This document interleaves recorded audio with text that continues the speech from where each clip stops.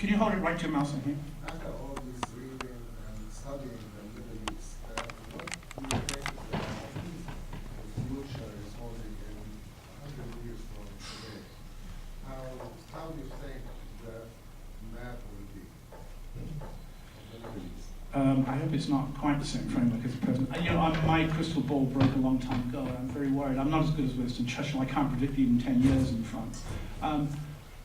Obviously, it's, no empires last forever, we know that. And one of the things that's coming at the moment, I realized this in China and Hong Kong last year when I was visiting them. There is a new superpower, we all know what its name is, it begins with the letter C. And what's worrying about it is that they're already challenging the United States in the Middle East over the use of dollars for purchase and sale of oil. Obviously, some countries have already switched to the euro.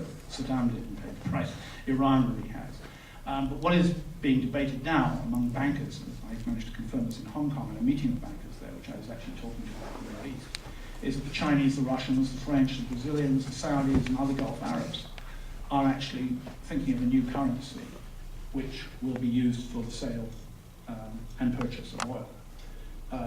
The problem for the Chinese is that most of their reserves are in US dollars, so they're going to lose their dollar reserves if they actually go ahead with such a scheme. But actually the long-term implications of this is that once more the two superpowers, who will now be America and China as opposed to America and the Soviet Union, are going to be fighting over the Middle East, not for the justice of the peoples of the Middle East, including the Israelis, but to show how powerful they are, which is exactly what was happening between the Americans and the Soviets.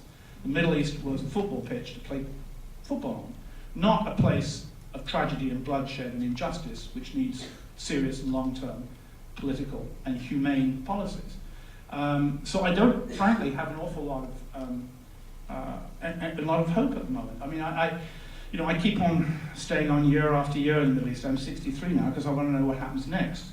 And it's a bit like one of those terrible, tragic Russian novels like War and Peace. You sit up late at night and you say, well, just one more chapter. What happens next? One more chapter. And before you know it, you see the dawn coming through the cracks in the curtain. And so you go on. But, I mean, you're talking long after this in this room are going to be dust. And I really don't see the Middle East as anything but a mass tragedy. I don't see, for all the people, I include the Israelis in that, I don't see any future. I see no viable policy from the West, no serious interest in justice from either America or from China or from any other nations. The European Union is hopeless. We, after all, were responsible for the second Holocaust, remember, of the 20th century. I have very black thoughts about it. And, every morning when I wake up in Beirut, I'm on the seafront. The same building that Tippy used to live in, actually, with palm trees, and I hit the sea on the beach, and I say on the rocks, and I say, where is the explosion coming today? Well, if I don't know what's going to happen in the next 24 hours, I can't give you a map of 100 years' time. Any other questions?